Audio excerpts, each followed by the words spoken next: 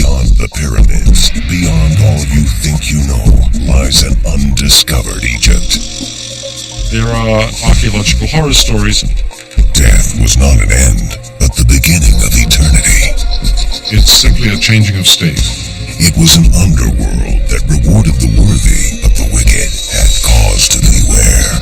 What awaited was every Egyptian's greatest nightmare. Now, Peter Woodward guides you through an Egypt few are privileged to see. Egypt beyond the pyramids.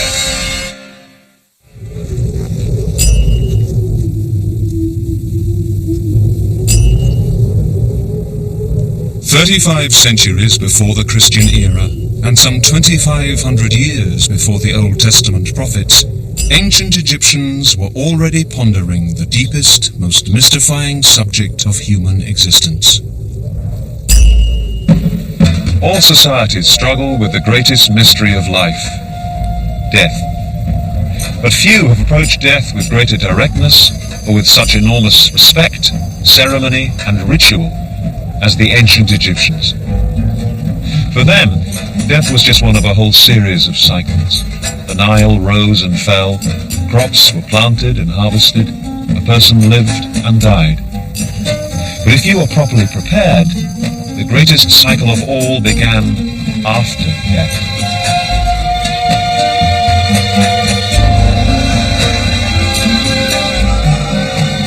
From the dawn of their history, Egyptians believed strongly in the concept of an afterlife, an existence which could continue for eternity. For these early people, death was simply a transition. In ancient Egypt, death was ever before the people, because to them it wasn't the great end that it is to us. It's simply a changing of state. And of course they're going to go on living, and their spirit, their life force, their personality is going to be able to transcend all the actual trauma of death and go on into the next life.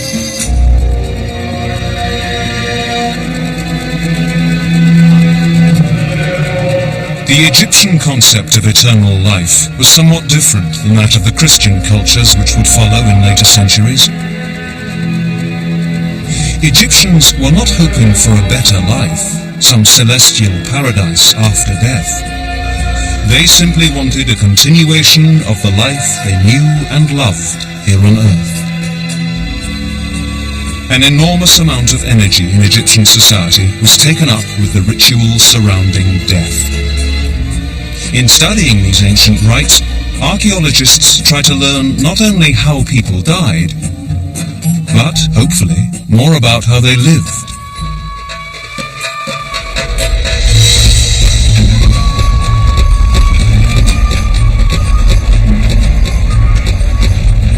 How do you deal with death? It's the old question. Archaeologists are still trying to find out how the ancient Egyptians answered it. We're picking our way through some rice paddies, so here we go. Here in the Nile Delta, on our way to an excavation of a very early burial site. It's Old Kingdom, 4,500 years ago. Dutch Egyptologist Willem van Haarlem is leading an international dig there. And if we don't break an axle as we go along, then we're almost there.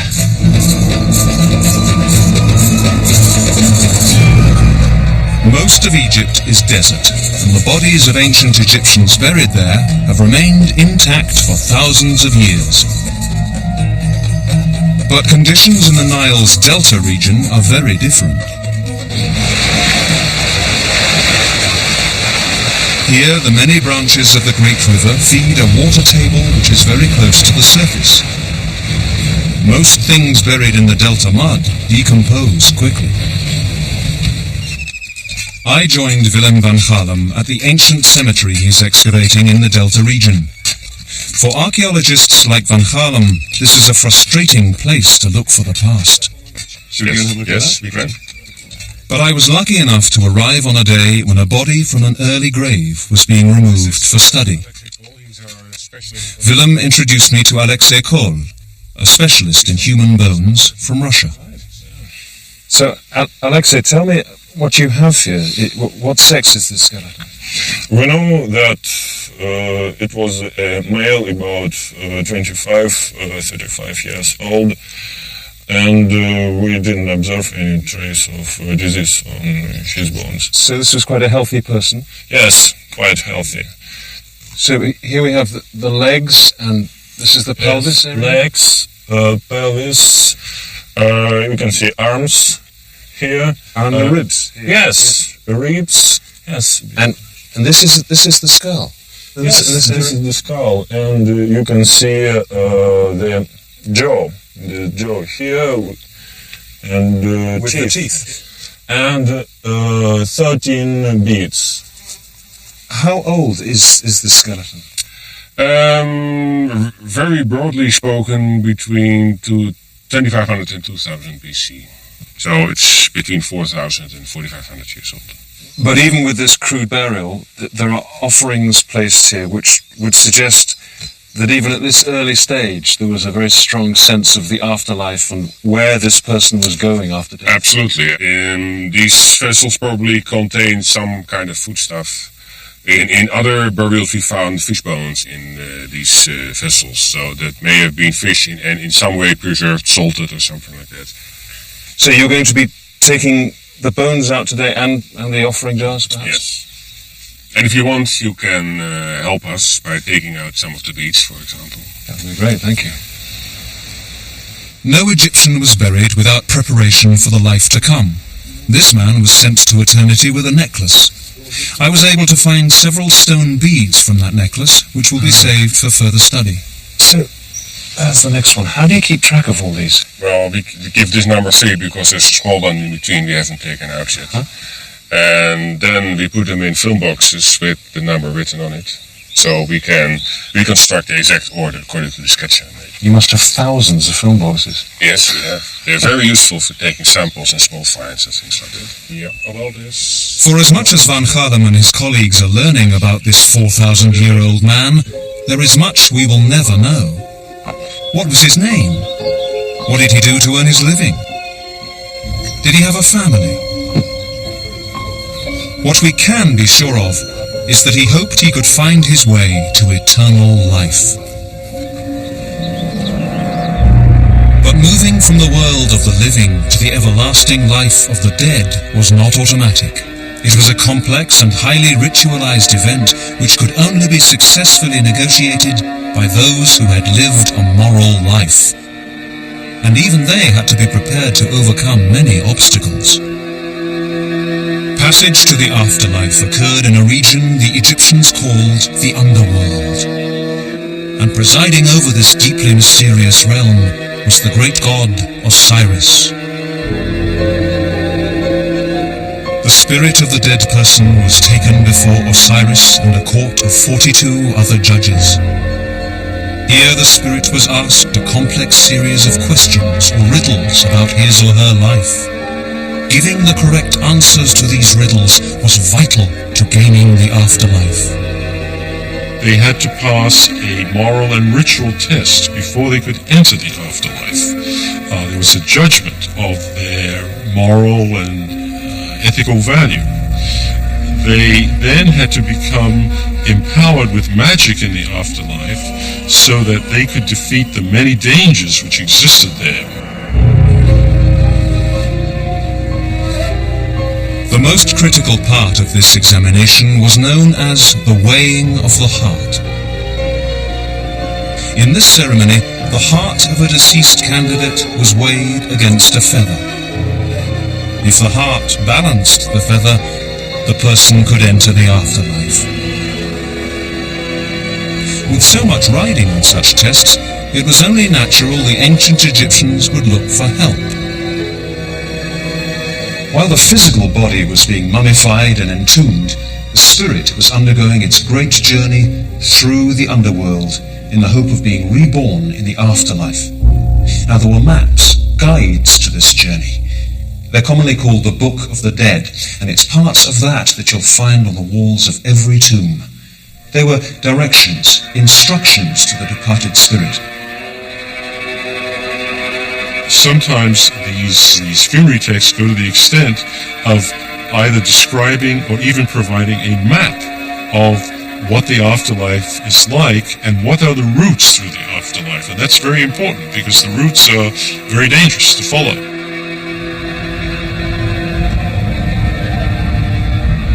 For those who failed the exhaustive examination for entrance into the afterlife, what awaited was every Egyptian's greatest nightmare. Those who were judged unworthy were cast into hellish pits and tortured. Those who failed the test were fed to the great beast, Amit, the eater of the dead. But for a people who so loved their land and the life it gave them, perhaps the greatest fear was the thought of spending eternity without their beloved Egypt.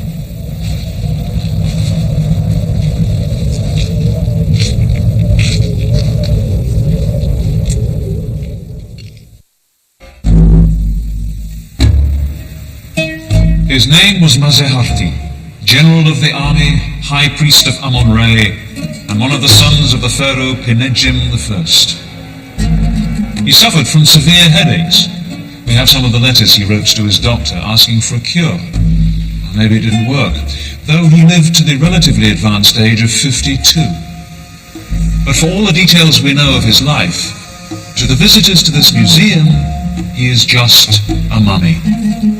From the Greeks and Romans to the Hollywood screenwriters, no part of Egyptian life has more fascinated the world than mummification. And this is a very successful example, which means that as far as Maseharti is concerned, he is still alive.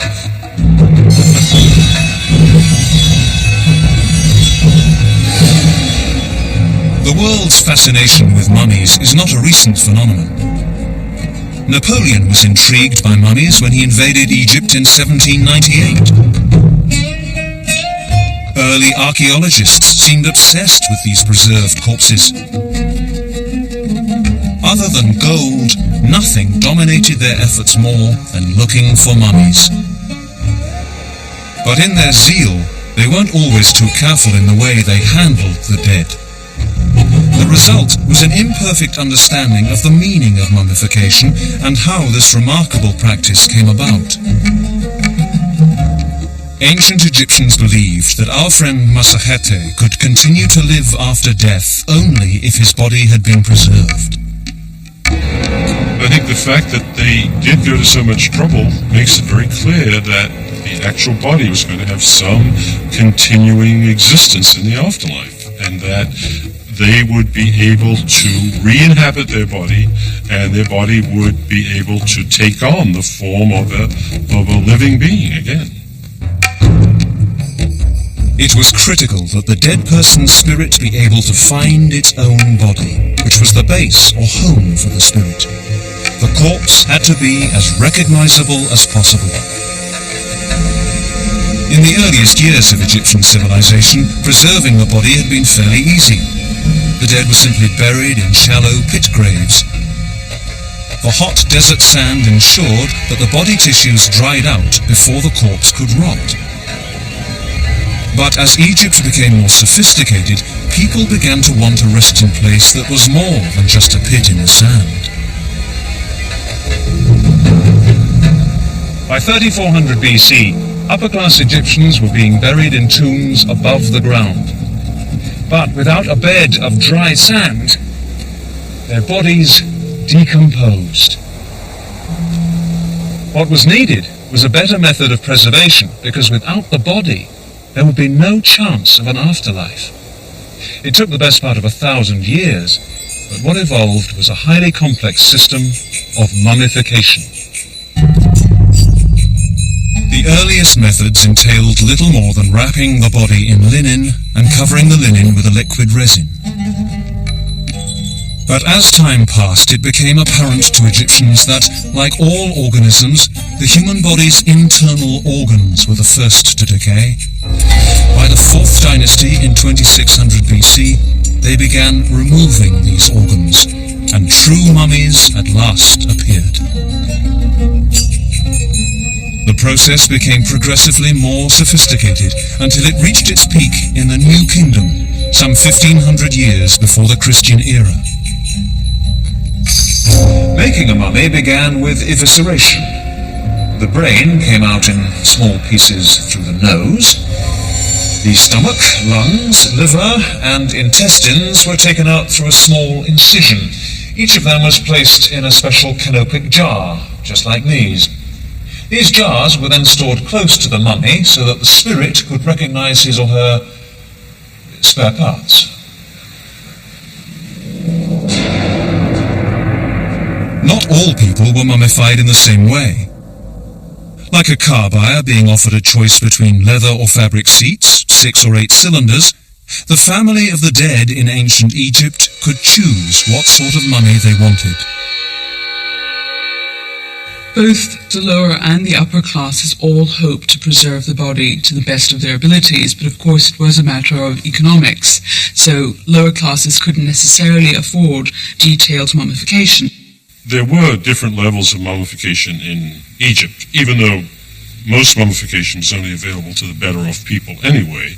But within that group, there were less expensive and more expensive means of doing it. And obviously for a pharaoh, he would have the very best processes available. For the pharaoh's body, the act of mummification was an exacting process which lasted some 40 days. The most precious ingredients were used to anoint the body. Resins from pine and juniper trees were carried from the land of present-day Lebanon. Frankincense and myrrh were brought from today's Somalia and the Arabian Peninsula. Cinnamon and beeswax were also used to scent the corpse and seal the body. Once the body had been prepared, it was carefully wound in linen strips right down to individual fingers and toes. As centuries turned into millennia, the quest for the ideal mummy continued. Recognition of the mummy was so critical, Egyptians sought any technique which would help to preserve the likeness of the dead. The great pharaoh Ramesses II's most obvious facial feature was his large, hooked nose. Preserving this distinctive nose required an innovative solution. Zero radiographs made in 1977 revealed that the pharaoh's nasal cavity had been filled with dozens of peppercorns to ensure the legendary nose could be recognized for eternity. In the New Kingdom, they had started inserting small onions under the eyelids because eyes are mainly water, so when you desiccate them, they all get sunken in. So for various of the royal mummies, we have small onions inserted in so that they have a nice naturalistic lump, so that it looks like they're just sleeping. Painted stones also replaced eyes. Sawdust, straw, sand, and lichens were all used at various times to stuff or mold facial features into some approximation of lifetime appearance. We don't know much about the people who actually performed the process of embalming the dead. We do know that the final wrapping of the mummy was often done by priests wearing masks of the god Anubis, the deity responsible for mummification.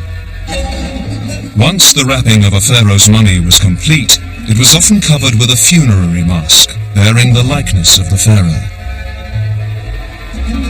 The most famous of these is the fabulous golden mask which covered the face of the New Kingdom boy king, Tutankhamun. Most experts agree that by the time the Roman Empire had taken over Egyptian civilization in the 1st century BC, the standards of mummification had changed. Although the practice remained of critical importance to Egyptians, the quality of work done by embalmers often slipped. There are, archaeological horror stories of unwrapping what looks like a perfectly viable mummy and finding that it's actually the parts of several bodies which have just been pushed together but identified to the family as Mr. X or Mrs. Y and given to them as the body to be buried. So that it looks like that embalming became a pretty sloppy process very often. What never changed was the belief that the mummy must be identifiable to the deceased. These wonderful portraits of the dead were painted on boards and placed over the faces of mummies. They appear Roman in style, but they are in fact the faces of Egyptians. They stare out at the ages in the hope they will be granted their wish to spend eternity with their gods.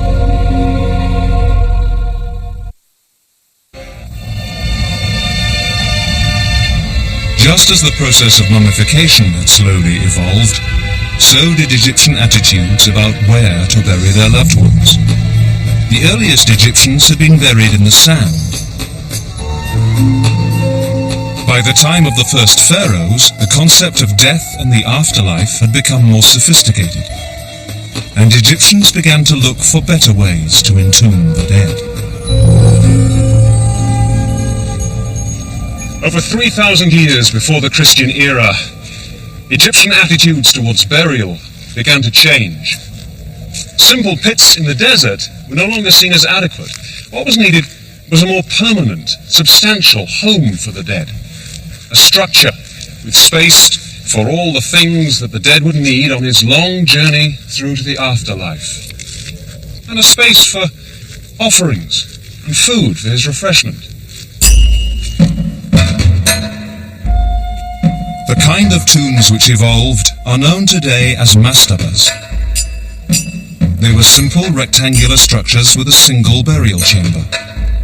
Groups of mastabas became cities for the dead. As funerary practices became more complex, so did the mastaba tombs. Egyptians believed that as long as the dead was honored and his name repeated, that person remained alive. Separate chambers were added to the mastabas where friends and loved ones could pay homage to the deceased and offer prayers in his name. For Egyptians, the dead person's spirit frequently returned to the body to rest and take refreshment. So food, water, even wine was brought to the mastaba for the deceased to enjoy. Hundreds of mastabas were built here on the Giza Plateau. All around us are buried the high officials and attendants at the court of the pharaohs. Most of these tombs were excavated in the 1930s, but some remained hidden. Dr. Anne Roth of Howard University is leading a team here to explore this whole field of mastabas. They're trying to find the missing tombs and to learn more about the burial practices of the Old Kingdom. Mastaba tombs like the one I'm sitting on were built in the Old Kingdom period and even earlier as sort of artificial mounds that would cover the body of the dead person. And we're coming back to some tombs that were excavated mostly in the late 1930s and trying to find out, by looking at them a little more carefully, if we can trace the activities of the people who built them and the people who owned them and the people who worked here as priests and the people who visited here as tourists, and really sort of reconstruct the life in the cemetery. So this is one of the mastabas that you've been re-excavating? Not this one, actually, the one over there. Brad spent a couple days clearing off where this mastaba had fallen down over this one, and immediately when he started clearing the actual surface of the mastaba itself, he found first one burial chamber and then another. And these are unusual because they don't seem to have shafts above them. We haven't quite figured out how they got into them. They may have actually buried the people and then built the whole mastaba over the top of them. So Brad, you've been busy. Tell me what you found here. Well, when they first opened the chamber, there was the top of a skull, so we knew that there was a burial here. This one is apparently a rather young woman, perhaps somewhere around 18, and we can tell that from the way that the bones have not quite completely fused. And as you grow, of course, bones change. The burial here is only one of two burials that we think we've got in this tomb. We were looking for the shaft of that, and while we were looking for the shaft, we ran across a second one, which I think you're about ready to open, aren't you? Yeah, I think so.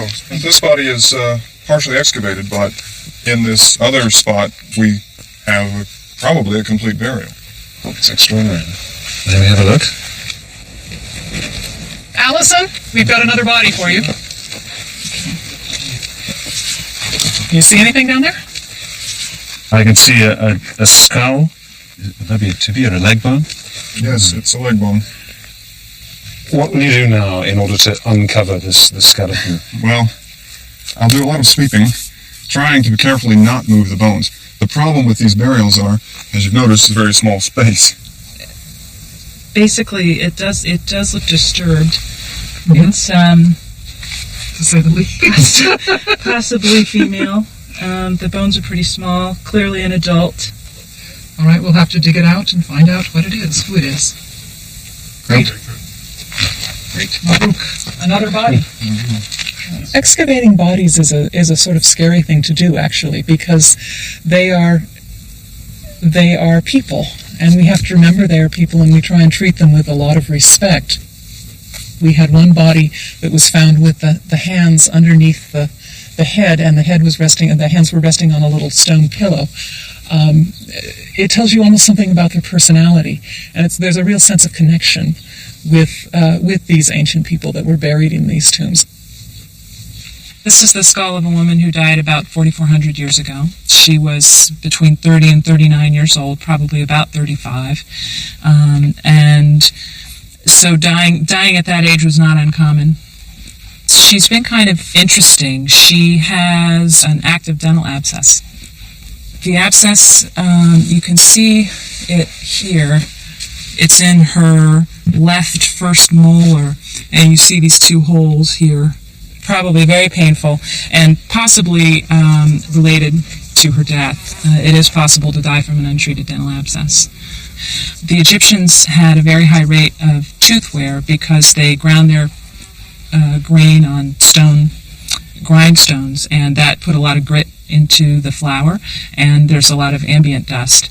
And so you can imagine that a lifetime of eating bread made that way, it's like chewing on sandpaper.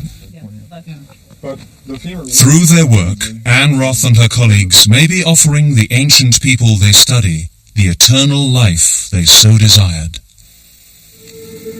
We hope we make them live longer by studying them and telling something about their lives, because the ancient Egyptians believed that part of your soul was what other people thought of you. So by forming these human connections with these dead people again, we hope we're atoning for any disrespect that we may be showing to their bones. The bones contained in these mastabas at Giza belonged to common, middle-class people. But even for pharaohs, death at last arrived. Egyptians believed that when their king passed on, he joined the great god Re to endlessly carry the sun across the sky in a celestial boat.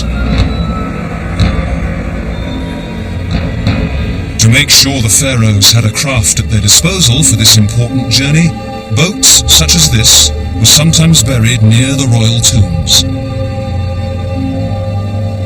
At first glance, this would seem to be an unlikely spot to find such a royal boat, much less a fleet of them.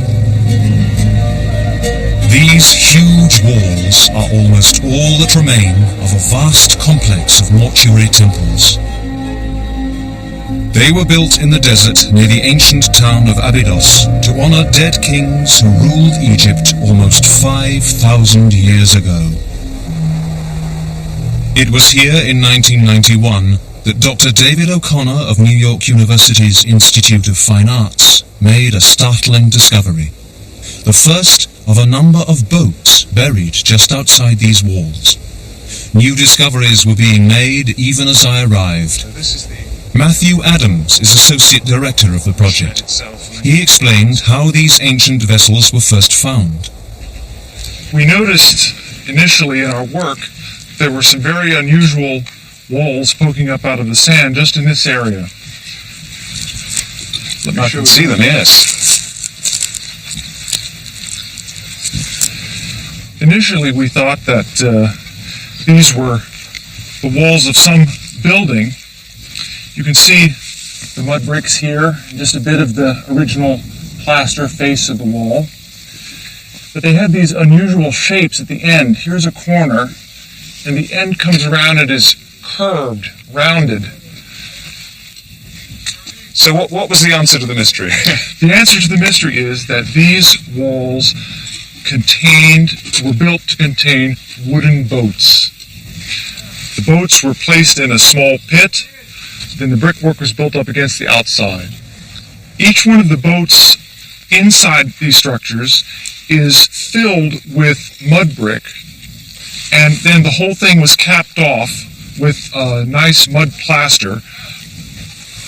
And they're actually in there now, those wooden boats? There are wooden boats inside these structures right now. And what's the boulder? The boulder, we think, is some kind of symbolic anchor to permanently or eternally moor the boats in place. It's amazing. So what you have here is walls surrounding an actual wooden boat, and this is the prow or the stern of the boat? We're not quite sure whether it's the prow or the stern, which end is the front or the back. Clear shape though, isn't it? Very clear, yes. How long is it altogether? The longest is about 90 feet by about 10 or 12 feet wide. 90 feet? 90 feet. These would be substantial things, wouldn't they? Very substantial craft. It's a big job clearing away the tons of sand which cover these boats. After that, the plaster caps must be carefully removed, and one can begin to sense what these boats once looked like.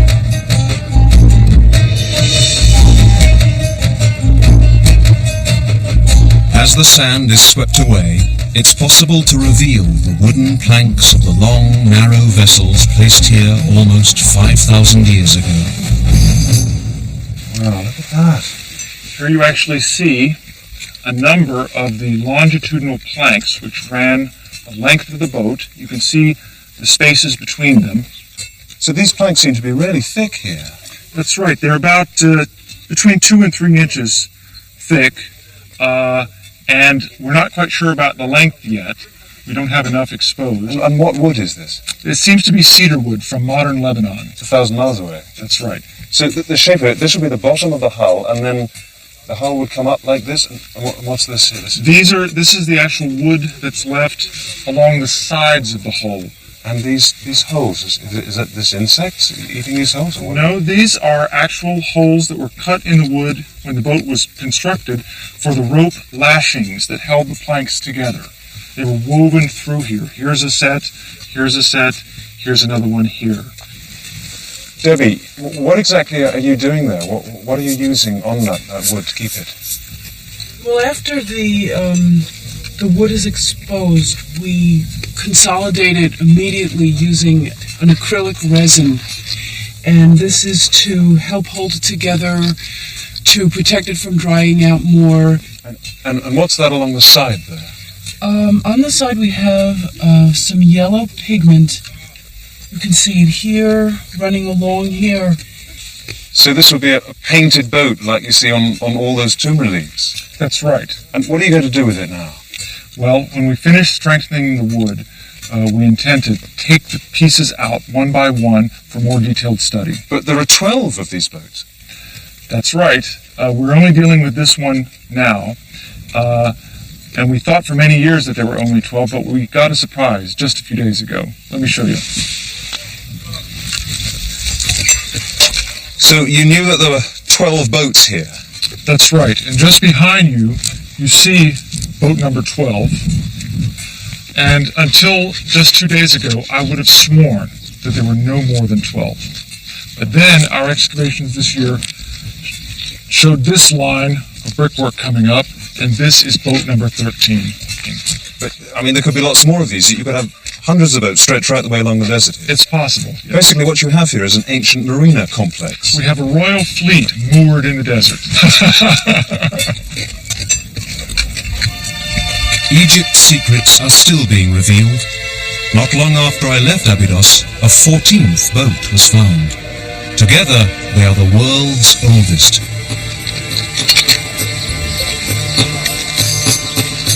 This royal fleet of boats, which Matthew Adams and his colleagues are trying to save, was buried near the mastaba tombs of early kings. After centuries of using the simple mastaba, burial customs had become more complex. By 2700 BC, Egypt's kings were ready to build tombs on an even greater scale.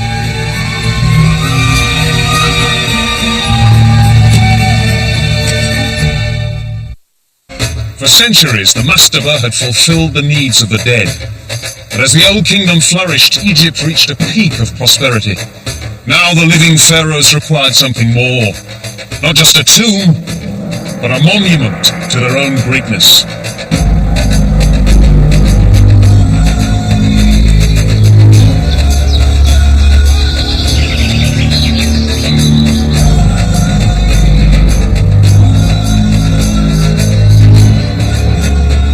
Some 2,600 years before the Christian era, Egypt's pharaohs created the greatest tombs the world has known.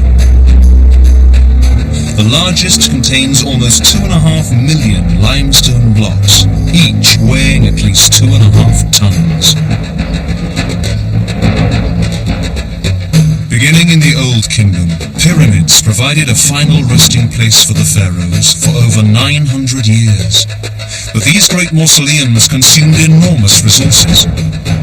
The construction of even smaller pyramids strained Egypt's economy.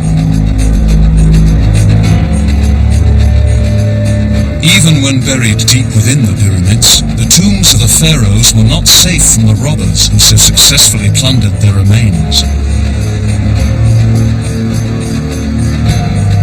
Late in the Old Kingdom, Egyptian royalty began to look for other locations where their dead could rest on their long and difficult journey to immortality. By the start of the New Kingdom, around 1570 BC, there was a change in religious observance. At the same time, it had become clear that the mastaba tombs, even the Great Pyramids, were not going to be safe from the ravages of the tomb robbers. So, Egypt's rulers began to look for a more secure site for the tombs of their great one. They chose this barren valley near Thebes. Pharaohs were carried here to begin their eternal lives in the place that is now known as the Valley of the Kings. The remote isolation of the valley seemed to provide the necessary protection. Construction of a pharaoh's tomb here usually began soon after he succeeded to the throne. Some workers excavated great chambers in the limestone mountains. Others covered the walls with magnificent carvings and paintings. And still others inscribed the tomb with the proper texts to assure the king a successful passage into the underworld. Ancient texts reveal that when the news arrived of the king's death, final decoration and elaborate adornment were hurriedly added to the waiting tomb.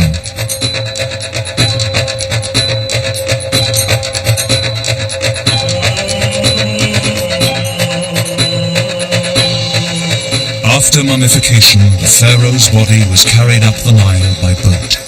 Then an entourage of many priests and mourners accompanied the mummy as its coffin was slowly dragged up the dusty valley path to a waiting tomb.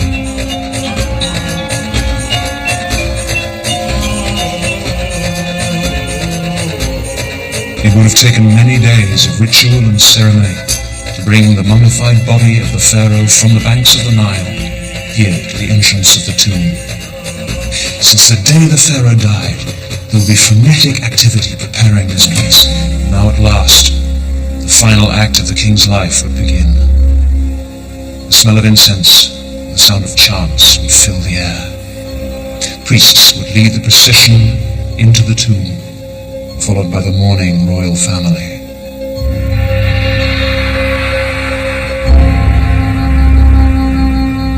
At last, the procession reached this place, the burial chamber deep within the tomb.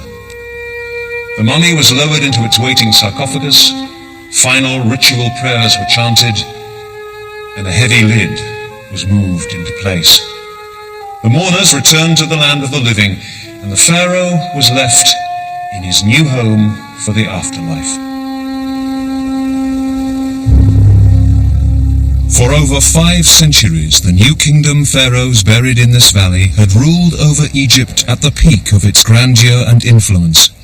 But 1,000 years before the Christian era, the power of Egypt and her kings began to fade. Other, stronger cultures took Egypt's place of power in the Near East and at last occupied her territory. Persians, Hellenistic Greeks, and finally Romans controlled the land of the pharaohs. Surprisingly, none of these invaders imposed their religions. Egyptians continued to worship the old gods, and attitudes about death remained remarkably unchanged, a fact dramatically illustrated by a recent discovery.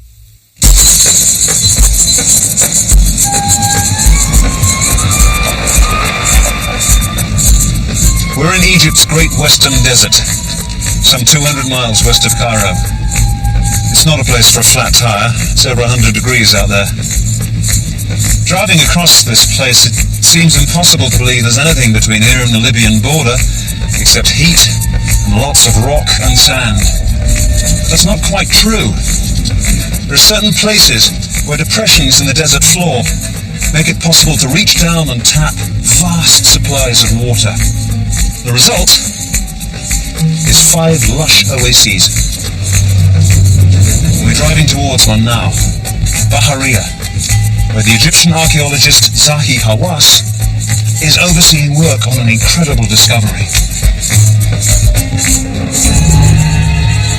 When Egypt was part of the Roman Empire, the vast oasis of Bahariya was a thriving community of 10,000 people. The oasis in the 5th century BC was famous for its dates and wine. Today, it is famous for a donkey accident. In 1996, a workman was riding his donkey here in the Bahariya oasis.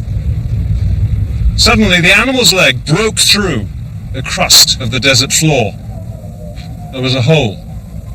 He looked in it, and there were mummies, lots of them.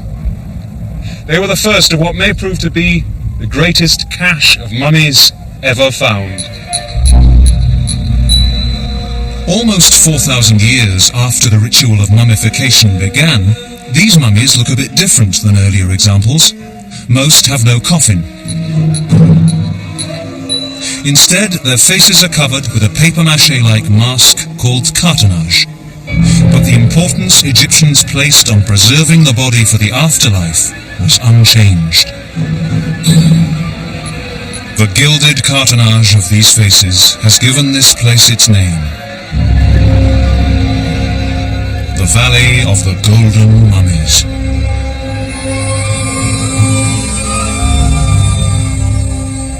Dr. Zahi Hawass of the Egyptian Supreme Council of Antiquities is in charge of the excavation of these tombs. He gave me a tour of the work that has been done so far. So, Doctor, which tomb is this?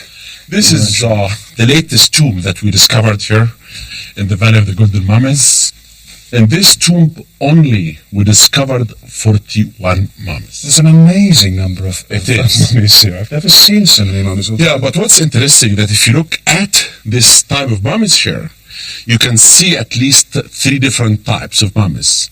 If you look at the one that has a face that covered with gold, and this is the mummy that completely wrapped with linen only. It's beautiful, isn't it, the way that's done? Yes. It's extraordinary work. And this mummy, what's we call covered with cartonnage.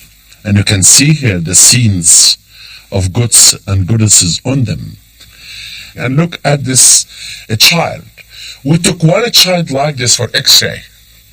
But this is, I believe, a child with the age of maybe you can say 2 years maximum.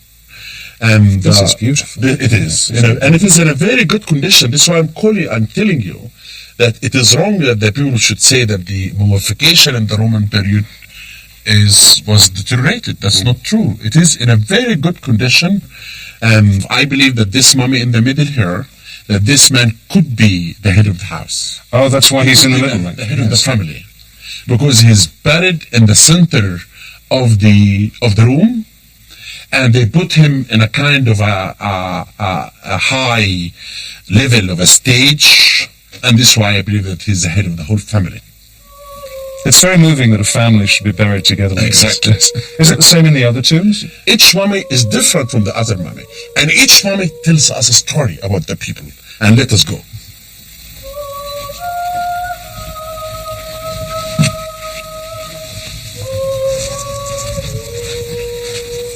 Into another tomb. Yeah. How many of them are there that you've found so far? We found in all the tombs until now 207 mummies. 207 mummies. In this section here, if you look at this mummy, really, you know how they inlaid the eyes here? Oh, that's remarkable. Yeah, it's very beautiful, really, with the gold and the cartonnage. Would this have been a richer person than most of them? This is any mummy that you have gold on it means that this man was rich enough. And this one's plaster, isn't it? Yes, but this is, I believe, was a bride. She died before she get married. Oh, I see. And I believe that her family put the makeup on the lips and on these sides, and then she can get married in the afterlife. And how many more tombs like this do you think you're going to find here? I believe that I will spend all my life excavating, revealing secrets from the mummies, and revealing lots of stories about the life of the people here. And I said many times that at least we'll discover 10,000 mummies, and I call it the Valley of the Golden Mummies. It is easy to think of the act of mummification as pertaining only to the great pharaohs. It is their tombs that have attracted so much effort and attention from archaeologists. But the tombs at Bahariya are filled not with royalty, but with common people. A father buried with his child resting on his chest. A woman gazing at the mummy of the man she loved. They remind us that the average citizens of ancient Egypt also sought to cheat death's corruption of the body. For most of 4,000 years, mummification was an important part of Egyptian family life.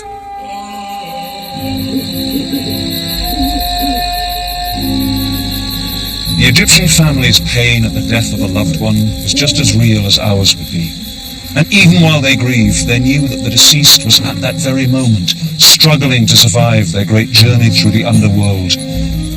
Meanwhile, the family had to embark on a long series of rituals and celebrations. The body itself must be mummified to receive the spirit after death. For every family, this was a huge effort and expense. Why did they do it? This was not some morbid obsession. They did it because they cared so much. Mummification is a huge act of love. They absolutely believed that death was not the end of life, but the beginning of eternity.